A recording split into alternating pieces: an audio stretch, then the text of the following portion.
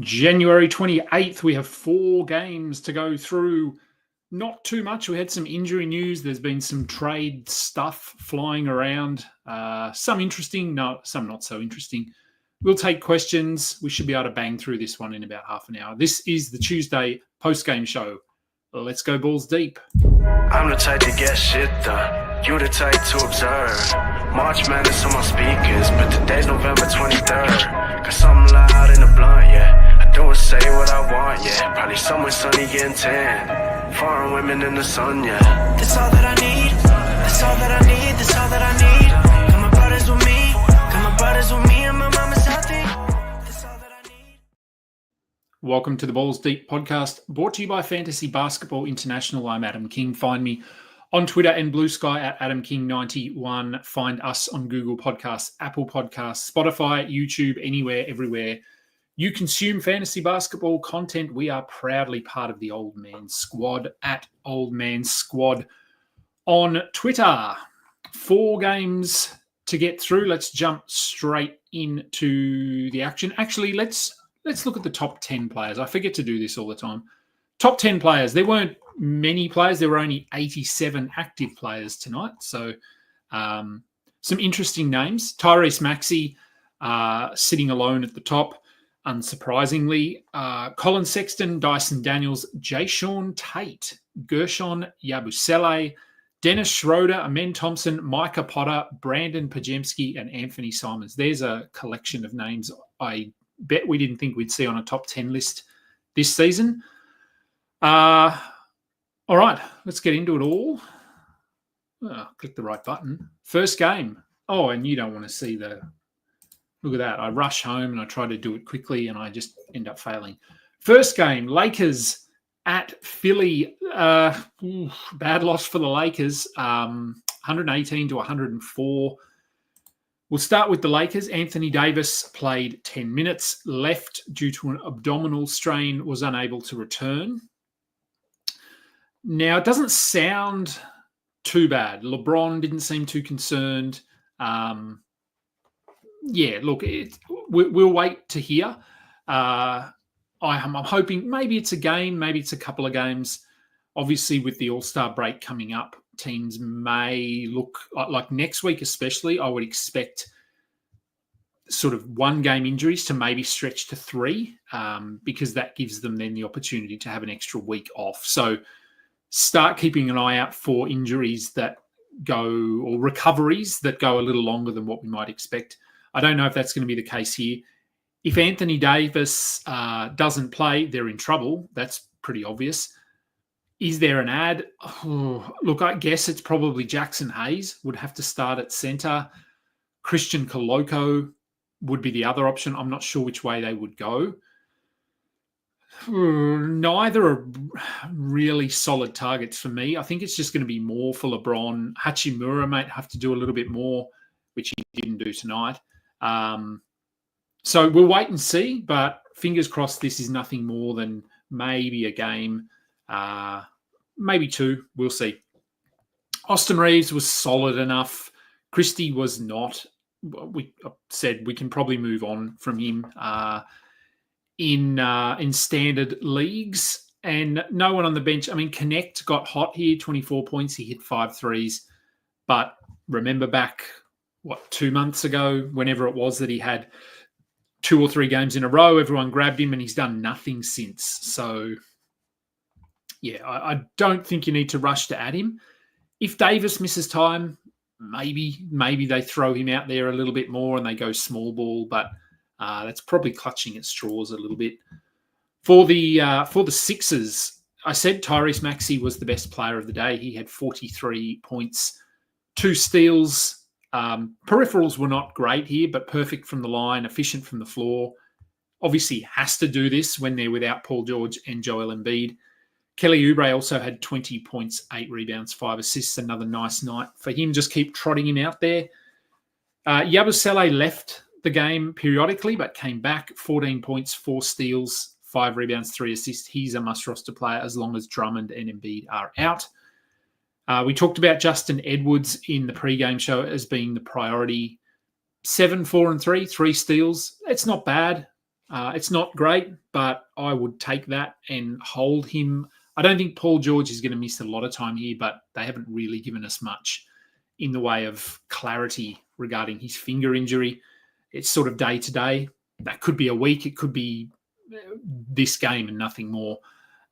Ricky Council is the other one we look at when Paul George is out. He had 16, 7 and 2 with 2 steals. So nice productive night for him, but only 20 minutes. So I'd still much rather Edwards, who started and played almost 30 minutes. All right, Houston at Atlanta. Houston win 100-96. Hawks came back. They made this interesting. Probably had, they had opportunities to win it. DeAndre Hunter had a good look at to close the game, which would have put them up. Yeah, would have put them up by 1. But instead, he missed, and they went down the other end. And I think Şengün got a dunk, sealed it. So let's start with Houston. Amen Thompson coming off that career night the night before. Still a really nice line. 11, 5 and 3, 3 steals, 1 block. Perfect from the line, which we don't always get.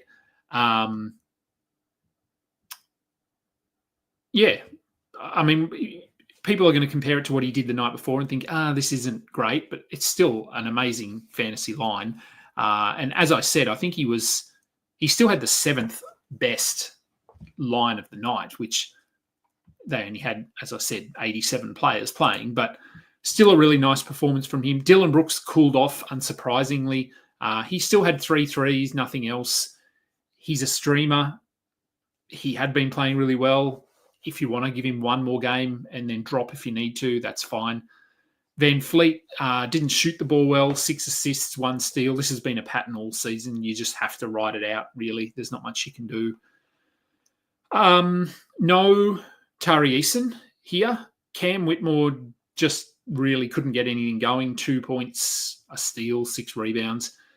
It was Jayshawn Tate who stepped up. 16 points, 4 steals, season high, I believe. Didn't miss a shot. Do not fall for this. Tari Eason will be back in the next game.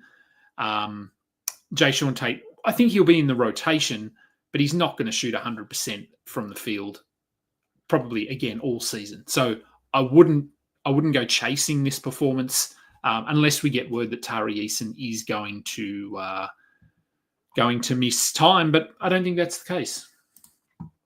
Let's go to the Hawks.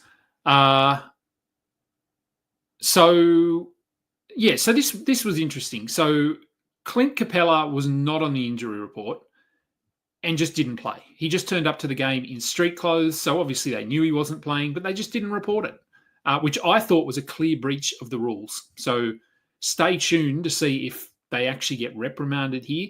Bogdan Bogdanovic was just a late scratch for personal reasons. I suppose let that one slide, but the Capella one was just egregious.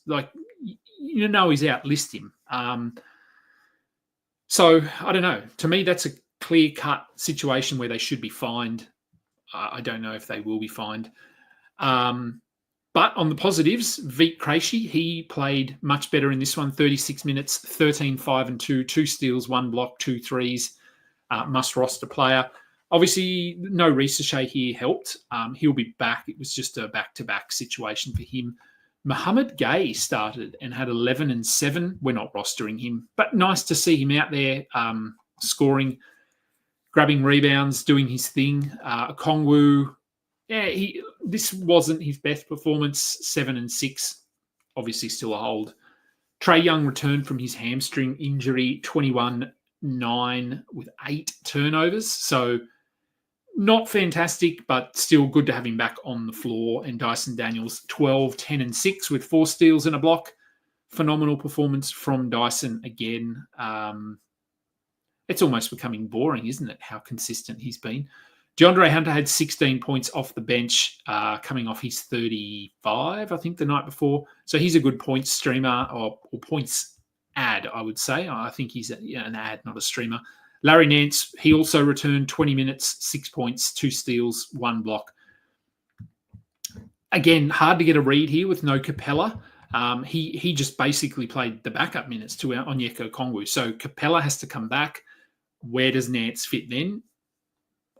There's no word of an injury for Capella. I think they officially ended up listing it as back something, but I'm still not on board with Nance unless Capella is going to miss time.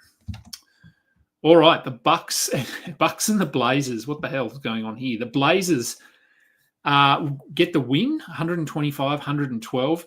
I would say, I don't know who the Blazers play next, but I would check the injury report because they might rest everyone. Given that they won this game with a few players out, I would expect them to basically trot out a G League team for the next game. For the Bucks, as I said, a really bad loss. Giannis was very good. Dame, he was okay in his revenge game, 20.6 assists, a steal. Andre Jackson, we're not rostering him. Taurean Prince, we're not rostering him. Brook Lopez, I feel like he scored 11 points in about 20 games straight. 11 points, 3 rebounds, 1 block. That's pretty much his average. I would say maybe 2 blocks, but that's all you're getting from him. So he is a block specialist in my eyes. Gary Trent had 3 threes. Chris Middleton played, didn't do anything. He was good the night before. Terrible here. I don't think he's a must roster player. If you want to roster him, fine. If he was on my waiver wire, I would be treating him a little bit like a Klay Thompson. I think I've said that. If he fits what you need, sure. But in a lot of situations, no need at all. Okay. The Blazers, the victorious Blazers. Tamani Kamara, a modest performance, let's call it, but still a lot of minutes, has to be rostered. DeAndre Ayton returned from his not knee sprain, 21 and 14 with a steal and a block. Sell high if you've got him. If you can, one game is going to be tough. If he plays again, as I said though, he could be rested the next game. They might roll out Bryce McGowan's, Chris Murray. Who else have they got down there? Duop Reith, Jabari Walker. Who knows? So if Ayton, if he can put another strong performance together, then try and sell him. If you can get him for any top 50 player, go and do it. I doubt you can at this point. Simons had a good game. Denny Avdia had a good game. I feel like Avdia might have a rest game coming up because he's playing too well. Jerami Grant, so 8 points, 16 minutes, injured his ankle. Great. Hopefully this means it gives the Blazers an actual excuse to not play him, which would, I think, probably bring Shaedon Sharpe back into the starting lineup. He had 17, 5 and 3 with 2 steals off the bench.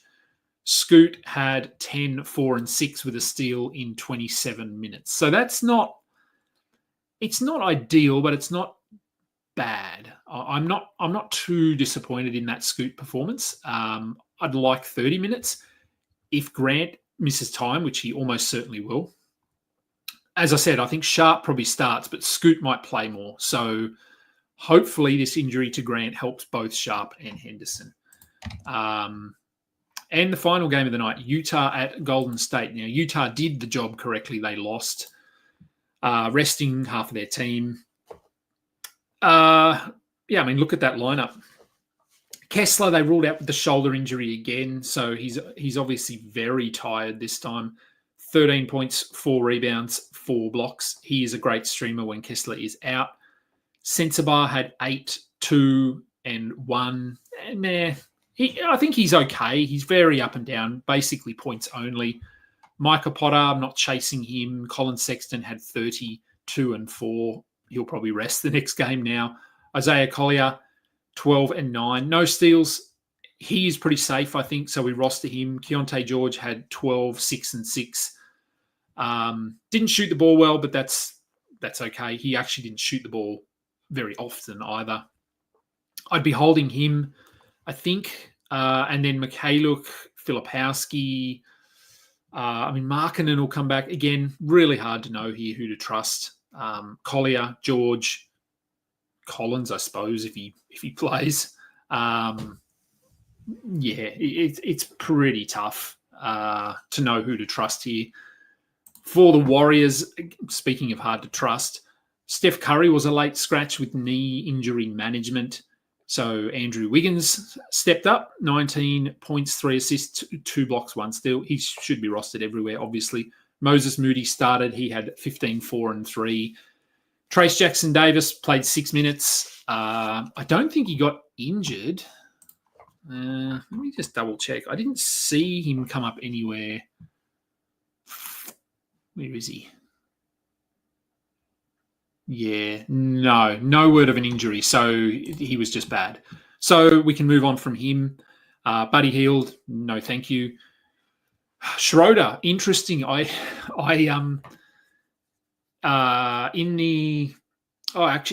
not here. Is he? No, Chad's not here. In the Old Man Squad Dynasty League, I actually was involved in a trade last night.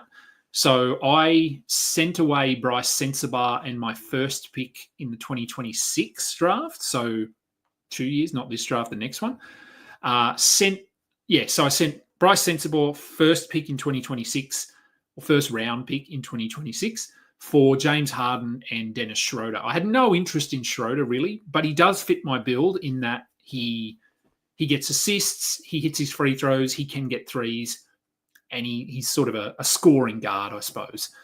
So the trade actually processed a lot quicker than I thought. He was on my team today, so I went, oh, okay, I've got Schroeder. I'll just throw him into my lineup. And he has his best game as a Warrior. So fantastic. 23 points, 5 rebounds, 4 assists, 3 steals, 5 threes, perfect from the line. So pretty excited. I will make sure I message...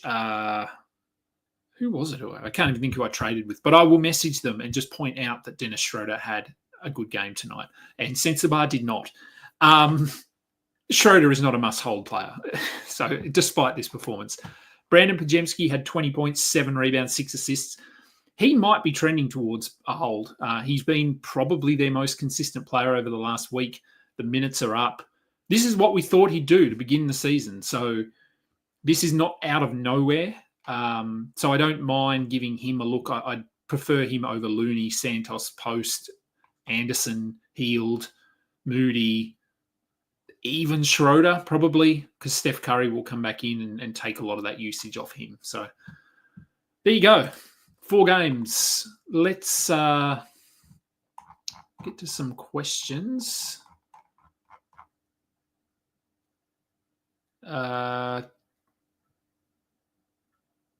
Oh, no, Chad is here. He jumped in. Okay, we'll talk about that in a minute. Alex, a lot of talk about stashes, but how many should you have on your roster? Oh, look, I'd say 2, maybe. It does depend on where you sit in the standings too. If you're at the top, if you're first or second and your team is pretty strong, then you could maybe have another one. But I'd say 1 to 2. I'm generally stashing 1 in most leagues. And have I got 2 in any?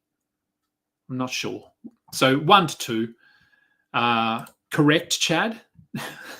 Jerami Grant did get injured. Yes, Lone Des. It is deadline season. We're only a week away. Well, a week and a day, I think. Ernest. Is Sharp an ad with Grant out? Still hanging on to Tobias Harris. You're a brave man. But looking for an opportunity to pull the trigger and drop him for someone rest of season. So would I drop Tobias Harris for Shaden Sharp? Yes, I would. I think Sharp, injury or not, I think rest of season, he has far more upside than Tobias Harris. Cookie Monster, should you trade Giddy for Vassell? It's probably much of a muchness, I think. In your league, they're both probably, top 60, top 70 players, so they're probably more streamers in that. They'll have weeks where they are probably top 50, top 40. Who do we think the Kings trade? The Kings trade Foxed, and what for? So, okay. Spurs is what we're hearing. Supposedly discussions have been happening in the background for quite a while. The Spurs, well, they're obviously not going to move Wemby. I don't think they're going to move Sohan. Chris Paul, I guess, is an option, but I don't think it'll be Chris Paul. I think it's maybe Stephon Castle is the guy that goes. That I see mixed things from Spurs fans. Some want Fox, some don't. So, yeah, Castle is sort of what we're hearing. Vassell could be another one. I don't know where they stand on Vassell. It's hard to get a read. So they would be the two that I'd look at. And then there might be some trade picks and draft picks and stuff like that. Loandes has Maxi and SGA on the same team. That's a good backcourt. Chad, what is an Adem boner? It's a good question. Maybe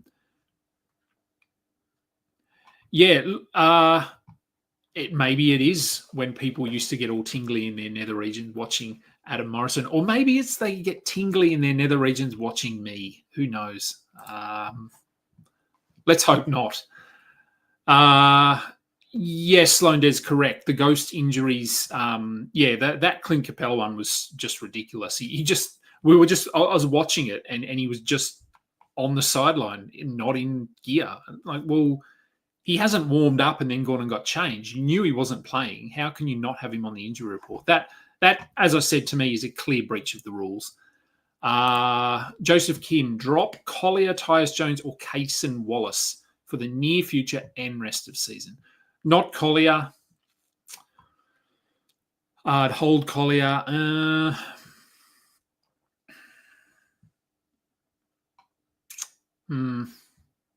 don't know. I might even hold Wallace over Tyus Jones. I think it. We might have talked about something similar to this. If you need steals, I'd hold Cason Wallace. If you need assists, I'd hold Tyus Jones. That's probably the difference. Would it be worth trading Giddey and Vassell? Van Fleet would be risky, I think. I don't know what he is in your league, but the scoring is so inconsistent. I know he's getting like the other stats, but yeah, it's been pretty rough. In hopes of one of them going to Sacramento. Yeah, I wouldn't be trading based on potential trades yet. Your league must have a lot of trades. I think as I said, I was very excited about my one trade that's the only. I think in like 12 leagues that I'm in, I've taken part in one trade, and in the leagues that I commission, I've maybe approved 2, potentially. Good for Monk, yes. If Fox goes, unless they were to bring back a superstar point guard, then yes, I think it's good for him, and I think it's good for Keon Ellis as well. In theory, we don't know. Again, we're speaking hypothetically here. What have we got? Alex, I find that except for prime LeBron level players, which there aren't many, you can't expect god tier stat lines like Amenz in back to back. No, it's rough. Like it's back to backs are tough, especially when they're different. Like you're traveling quite a bit. You often don't get in till 4 a.m. or something like that. And I know they're used to staying in bed and getting up late and everything like that. But yes, the fact he was able to still play that well, and he looked fine. Like there was no sign of fatigue at all. So he just wasn't as aggressive, and he didn't play 40 minutes. A Kogi or Keon Ellis for a stash? I'd rather go Ellis, I think. A Kogi, I'm just not sure if he's sticking around in Charlotte or if they're moving him. I think a Kogi is probably a borderline ad now, but I think Ellis is probably where I'd go with that one. Who to sell him for? And that's regarding Ayton. Like I said, top 50, if you could get it. I doubt you can. Top 70, maybe. If you can't get a top 70, I'd probably just hold him. Hornets are starting silly season, resting him. Look, so he's been ruled out tomorrow, pretty sure. I just want to have a look. Where's the Wednesday games? We must have a few. I think we've got 11 tomorrow. And do remember they play Brooklyn tomorrow, so it is a pure tank off. Yeah, they don't play the next day. They play Saturday and Sunday. So he's probably going to rest one of those as well. So we might only get one more game of Mark Williams this week. And that's tough. I mean, as we've talked about him, he's projected high, and I think he will be really good, but resting is going to happen. The Hornets they're falling down. I think they've won 12 games maybe now. So they are down in that bottom echelon of teams. What can you get from him in your league? He's a tough one to trade because of the injury history. If you could move him for a top 30 player, I probably would do it. I'd even consider top 40. Per game, he might be better than that, but I think if you look at total value, like I said, they have 3 more games this week. He might only play in one of them. So, yeah, you have to start weighing up total value against per game value. Should you drop Gafford? Add Gafford, drop Westbrook? Yeah, I'd be okay with that. So Chad is here. Oh, you didn't get an email notification of the trade. Very sneaky, aren't we? We snuck that one in. And I am peak petty. Yes, look, it's it was a tough one. Like, my team in that league is interesting. I didn't draft to be competitive this year. I think I'm third at the moment. So I'm sort of in between. I don't know whether to go for it. Obviously, with Harden now, I'm probably going to see how I go. But I do also have LaMelo Ball in that team. So I lost him yesterday, which that was part of the reason I took the trade, because Harden is a pretty good replacement for LaMelo. So we will see. Kamara or Nick Richards in a 9-cat league? I mean, they're a little bit different. I like Kamara if you're looking at across the board. Richards, if you're really just looking for those pure sort of big man stats. So I think Kamara would probably be my preference there, unless it's very specific. I need rebounds and blocks. Castle seems like the obvious move. He does, yes. Yeah. I mean, we're hearing the Spurs big. I'm not sure Chris Paul can be part of a big 3 anymore, but Fox and Wemby together would be a lot of fun. Let's say that. And obviously, Fox is a decent perimeter defender, but defense in Sacramento has been an ongoing issue. Not as much of an issue in San Antonio, because they have Wemby protecting the glass there. And they even have like decent backup defensive centers in Zach Collins and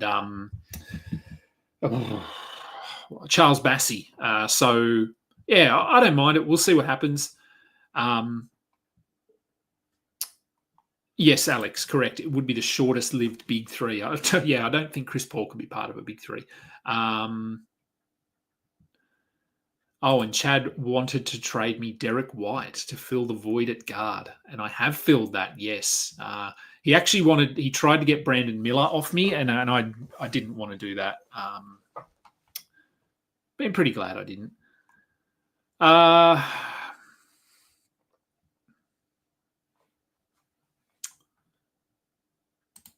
Would be surprised if they end up trading away Keldon and Castle instead of other players. And how relevant would those be on the Sacramento roster? Yeah, look, Castle would be interesting. It would depend whether they start him or they start Keon Ellis.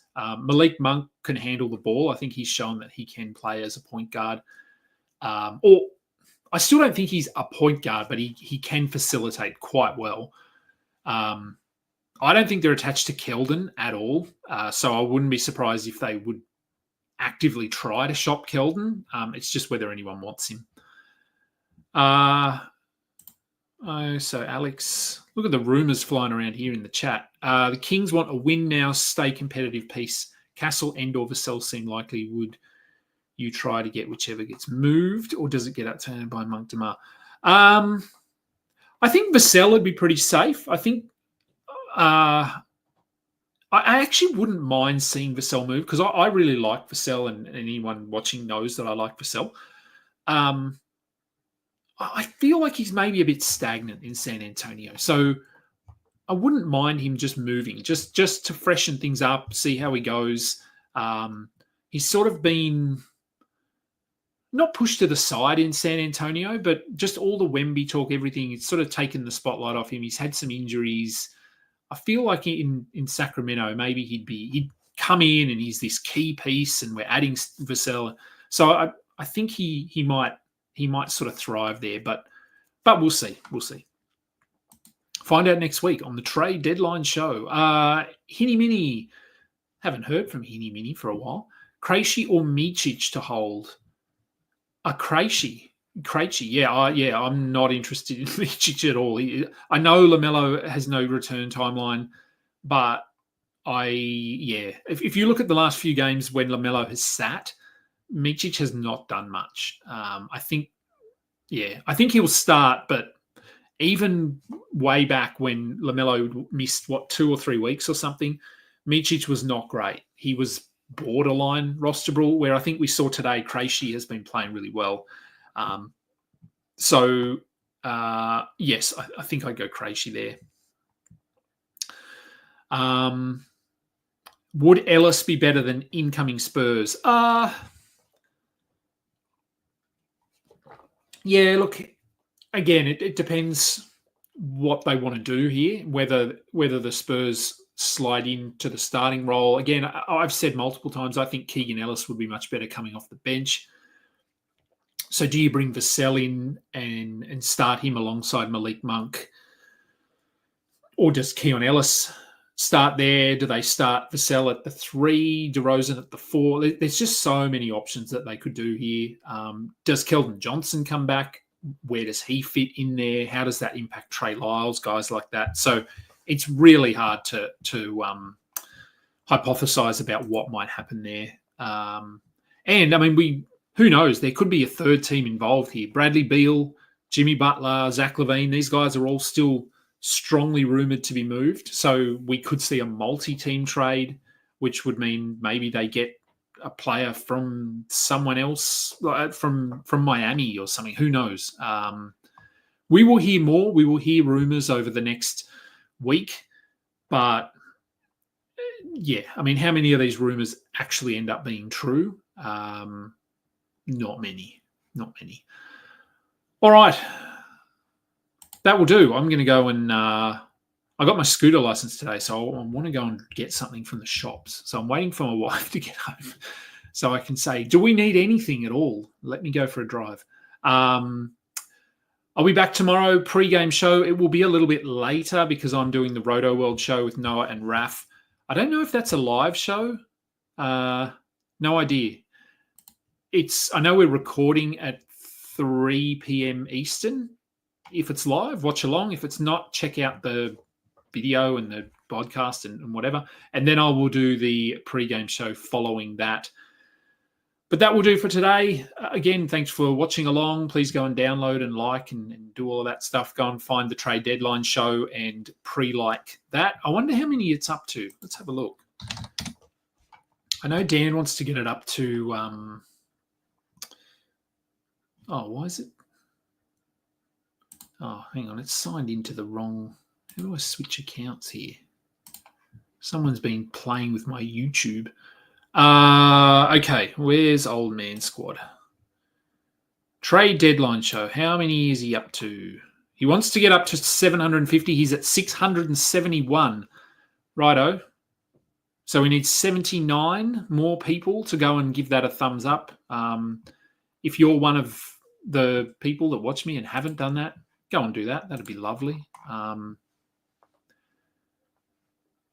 Scooter lesson, like a moped or electric. No, so it's a Vespa. It's like a big on-road scooter, like a motorbike, but a scooter, because I couldn't be bothered changing gears, and I think scooters are funny. So, and I look pretty weird. A 6'6" guy on a little Vespa. But yes, they're a lot of fun. Anyway, I'm going to get out of here. Watch along tomorrow. Check it out. Download, like, everything. I will be back in the morning. I'm Adam King. This has been the Balls Deep post-game show. Until next time, catch ya. You just listened to another episode from the Fantasy Basketball International Podcast Network. Thanks for joining us. And for more information about joining our community, please check out our website at FBI